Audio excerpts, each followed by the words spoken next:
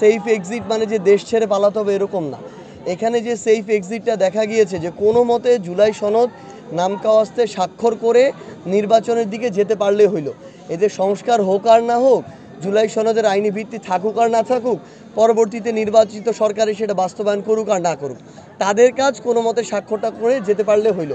আমরা তো তাদের কাছে নতুন করে কিছু চাইনি যে এই দাবি আমাদেরকে আবার নতুন করে দিতে হবে, বরং তারা যেটা ঐক্যমত্য কমিশনে ঐক্যমত্য হয়েছে যে দাবিগুলোতে আমরা চেয়েছি এটার একদম ক্লিয়ারেন্স, একদম আইনি ভিত্তি। জাতীয় নাগরিক পার্টি এনসিপির আহ্বায়ক নিজে তার জায়গা থেকে আমাদের এনসিপির পক্ষ থেকে প্রেস ব্রিফিং করেছেন এবং সেখানে স্পষ্ট করে 4টা দাবির কথা বলেছেন, যেগুলো ক্লিয়ার হওয়া পুরো বাংলাদেশের জন্য প্রয়োজন। এটা শুধুমাত্র এখানে অন্তর্বর্তীকালীন সরকারের একটা আবার ওই যে দায়সারা ভাব দেখা গিয়েছে।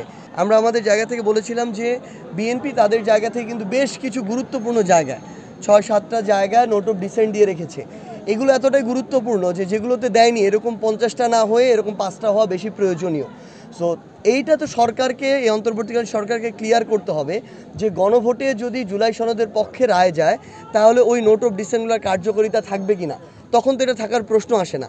ধরেন কোনো একটা দল ক্ষমতায় এসে তখন যদি বলে যে এই বিষয়ে আমাদের নোট অফ ডিসেন্ট ছিল, আমরা এগুলো বাস্তবায়ন করব না, সেক্ষেত্রে অবস্থানটা কি হবে, আইনি ভিত্তিটা কী হবে, ব্যবস্থাটা কী হবে, এগুলোর কোনো কিছু ক্লিয়ার করা হয় নাই।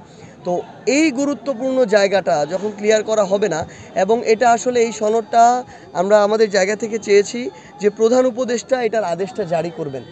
আমরা ওই ফ্যাসিস্ট সরকারের রাষ্ট্রপতি থেকে এই জারিটা আমরা আমাদের জায়গা থেকে কখনো এগ্রি করি না।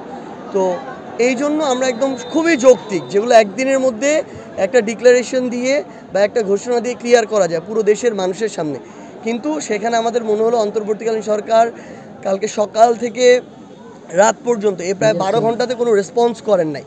তো আমরা আমাদের জায়গা থেকে একদম স্পষ্ট অবস্থান জানিয়েছি। আমাদের আহ্বায়ক আগেই বলেছিলেন যে আমরা অনেক ছাড় দিয়ে এসেছি 5ই আগস্টের পর থেকে, ঘোষণাপত্রেও ছাড় দিয়েছি, কিন্তু দেখেন ওই ঘোষণাপত্র কি নামকাওয়াস্তে একটা রিটেন পেপার হয়ে বসে আছে, কোনো কার্যকারিতা আমরা দেখছি না আমাদের জায়গা থেকে। সো এইরকম সনদের ক্ষেত্রে যদি হয় তাহলে কিছুদিন পরে দেখা যাবে অভ্যুত্থানটাই নাই, আবার কিছুদিন পরে দেখা যাবে এই অভ্যুত্থানের যারা যোদ্ধা ছিল, রাজপথে নেমেছিল, তাদেরকে বিভিন্নভাবে বিভিন্ন কায়দায় তাদেরকে অভিযুক্ত করে এক একজনকে রাষ্ট্রদ্রোহী মামলা দেওয়া হবে, বিভিন্নভাবে আইনের আওতায় নিয়ে আসা হবে। এই কাজগুলো করবে আজকে থেকে 5, 10, 15 বছর পরে। সো আমাদের ওই জায়গাটা স্পষ্ট লাগবে, তখনই আমরা আমাদের এই জুলাই সনদের স্বাক্ষর বা এই কথাটা চিন্তা করব।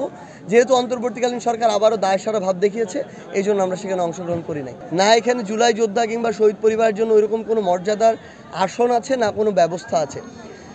এমন একটা পরিস্থিতিতে এটা যদি তাদের নিজেদের ক্ষোভ তৈরি হয়, ওই ক্ষোভের বহিঃপ্রকাশ আমাদের মনে হচ্ছে সেখানে দেখিয়েছে। কিন্তু এটাকেও অন্তর্বর্তীকালীন সরকার প্রশাসনের মাধ্যমে হোক বলেন আর নিজেরাই বলেন, অন্যভাবে ডিল করতে পারতো। কিন্তু তারা যেভাবে সেখানে লাঠি চার্জ করেছে, টিয়ার শেল ছুঁড়েছে, রাবার বুলেট ছুঁড়েছে, এগুলো আসলে খুবই অপ্রত্যাশিত এবং দুঃখজনক। এবং এই কালচারগুলো আমাদের যারা জুলাইয়ের যোদ্ধা ছিল তাদের সাথে কোনোভাবেই মেনে নেওয়া যায় না। তো এর জবাব কিভাবে অন্তর্বর্তীকালীন সরকার দিবে এবং এই দায় কিভাবে তারা নিবে, এই প্রশ্নের উত্তর তাদের থেকে নেওয়া উচিত।